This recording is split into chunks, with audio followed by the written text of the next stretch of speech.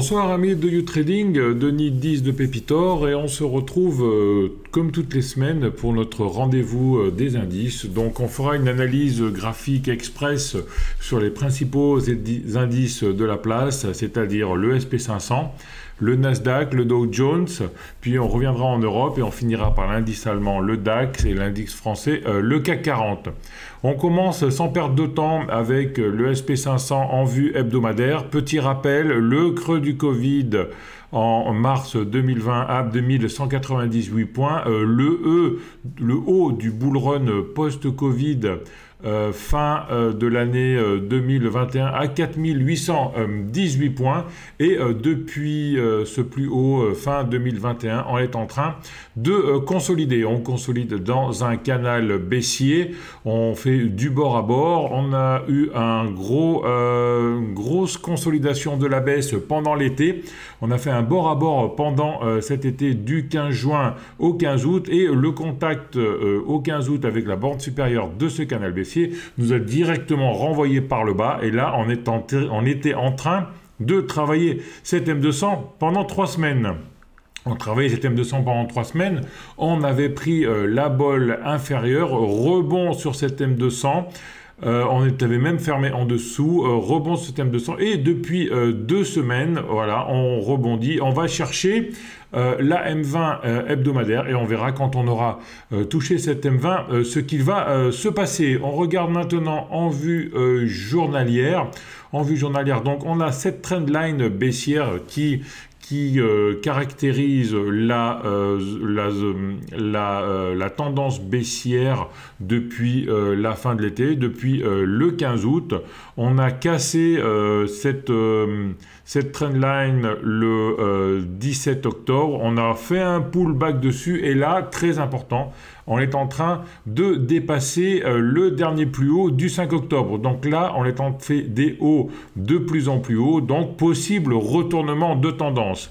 Donc à vérifier et à confirmer ça en fin de semaine, mais là, on est en train d'avoir des niveaux importants de retournement de tendance pour aller ensuite chercher cette M200 qui correspond à cette bougie qui a été un peu abandonnée là, avec un gap avant et un gap après, à 4110 points. Donc attention, hein, là on passe cette grosse résistance qui correspond au dernier plus haut, donc des plus hauts de plus en plus haut. Les bandes de Bollinger qui s'ouvrent, signal d'achat avec la M7 qui coupe la M20, M7 montante, M20 montante, et on est en train de faire un T1, c'est-à-dire un prix qui est hors Bollinger. Si on regarde maintenant cette tendance baissière avec ce rebond ici, on s'aperçoit que cette résistance correspondait exactement au 38,2 de Fibonacci. Donc on a cassé ces 38,2% et on va aller chercher les 0,5 à 3900 points. Donc à confirmer ces 3900 points 0,50 de Fibonacci, puis cet M200 et ensuite le dépassement des 4318 points pour vraiment parler d'un retournement de tendance. Pour l'instant, on est juste en train de consolider la vague baissière qui a commencé le 15 août. On passe maintenant sur le Nasdaq en vue hebdomadaire. Pareil, le plus bas de Covid, le bull run, le plus haut du Covid, le début de la baisse, début 2021, dans un canal baissier que l'on avait cassé lors de cette consolidation estivale.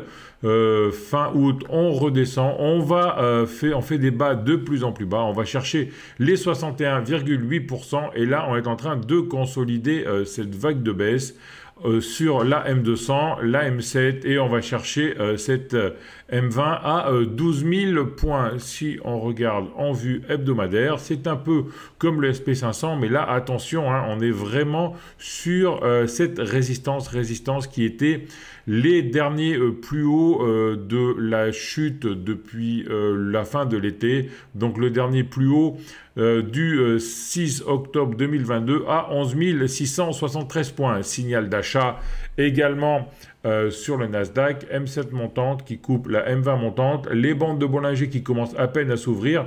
Il faudra voir si on arrive à faire un T1, c'est-à-dire un prix qui clôture en dehors des bandes de Bollinger pour avoir une accélération haussière. Si on regarde le retracement de Fibonacci de la vague baissière qui a commencé le 15 août, voilà, le plus haut, le plus bas, et on s'aperçoit qu'on est pile poil sur les 38,2 de Fibonacci. Donc, niveau important ici, la résistance du dernier plus haut à 11 669 points, et le retracement Fibonacci 38% à 11 700 points à suivre cette semaine. Si on casse ici début de retournement, et on devrait avoir la confirmation quand on aura atteint la M200 à 13 000 points et qu'on aura passé les plus hauts de la consolidation de l'été à 13 723 points. On passe sans plus attendre au Dow Jones. Le Dow Jones, on était pendant un an dans un range mou, voilà, qu'on avait cassé par le bas au mois d'avril 2021, pullback au mois d'août. On vient chercher la M200, gros rebond en dessous de cette M200 quand on s'est approché du gap à 28 400 points. 4 belles bougies vertes avec un beau rebond la semaine dernière.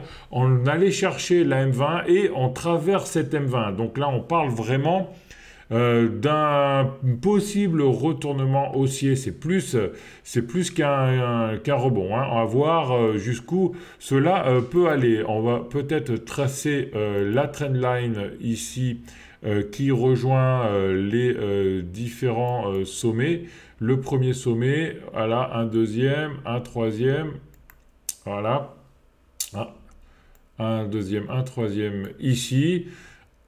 Premier contact donc au début de la baisse au mois de janvier 2021, deuxième contact en avril 2021. On l'a travaillé ici, même méché au mois d'août 2022, et la target pour cette semaine est à 32 665 points. Donc en vue hebdomadaire, quand on traverse ces 32 600 points, ça devient intéressant pour pouvoir rejoindre ensuite les 34 300 points qui sont les derniers plus hauts, la dernière mèche avec ce beau chandelier de retournement.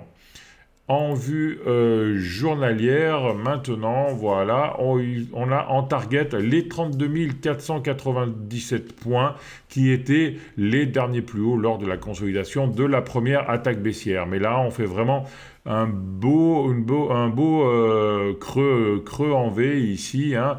Donc, à voir si cette target à 32 500 points qui correspond également à la M200 baissière pourra être franchie. Ensuite, on aura donc le bas de ce gros range ici à 33 300 points pour pouvoir ensuite passer en tendance haussière. Mais on surveillera bien cette M200 qui est à portée de fusil sur le Dow Jones. On revient maintenant en Europe avec le DAX en vue hebdomadaire.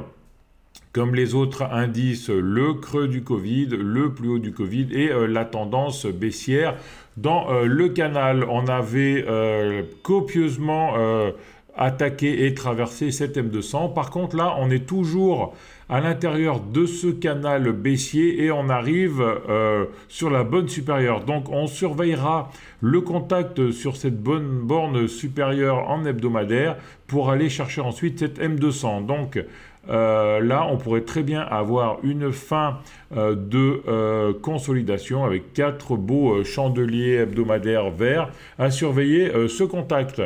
Les bandes de Bollinger horizontales, moyenne mobile horizontale, donc ce serait probablement une dérive latérale en préparation. Si on regarde maintenant en vue journalière, voilà, on a la matérialisation de ce canal baissier ici. On avait attaqué les bandes de Bollinger depuis le 18 octobre. Voilà, on attaque la bolle supérieure. On vient chercher de la force sur la M7 pour repartir sur les bols supérieurs. Les bols qui s'écartent, on avait un signal d'achat début de semaine dernière, le 17 octobre. Et on va voir ce qui va se passer avec ce contact de bol supérieur.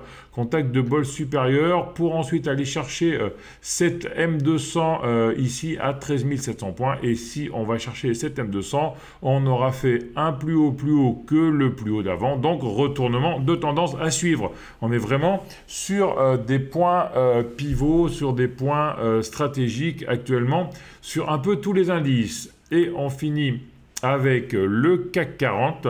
Le CAC 40 en vue hebdomadaire, pareil, hein, on fait donc ce creux de Covid, le plus haut en début d'année. Et là, on est vraiment en train de rebondir. Quatrième bougie verte de suite. On verra si on arrive à clôturer cette semaine au-dessus de la M20, mais le bande de Bollinger horizontale, M7, M20 horizontale. Donc on est vraiment dans ce range mou que je vous présentais la semaine dernière, entre 5700 et 6600 points. En daily, maintenant en daily, on va chercher cette M200 qui est pas très loin, à 6360 points, et nous sommes actuellement à 6268 points. Nous sommes mercredi, 1 heure après l'ouverture des marchés, pour aller chercher donc cette M200 et le dernier plus haut à 6400 points. Si on a franchissement de cette M200 et franchissement de ce dernier plus haut, on pourra vraiment parler d'un retournement de tendance pour aller chercher le plus haut du 17 août à 6600 points et après repartir vers le haut. Donc je vous rappelle, le point important, ce sont ces 6600 points pour pouvoir rentrer en investissement long terme. Là, on avait un signal d'achat pas comme pour le DAX au 17 octobre, et là on prend copieusement la bolle supérieure, donc on prend de la volatilité, accélération haussière. Voilà, amis du trading, c'était Denis Diz de Pépitor. Merci d'avoir suivi cette émission. Donc nous sommes sur des niveaux clés. Comme à la fin du mois d'août, on est entre une consolidation, deux vagues baissières et un retournement de tendance. On aura probablement des informations sur ce sujet dans les prochains jours, voire prochaines semaines. Mais faites attention, nous sommes toujours en tendance baissière. Comme si vous avez aimé, mettez un pouce bleu, faites sonner la cloche, abonnez-vous à la chaîne, laissez des commentaires. Et on se retrouve la semaine prochaine. Ciao à tous!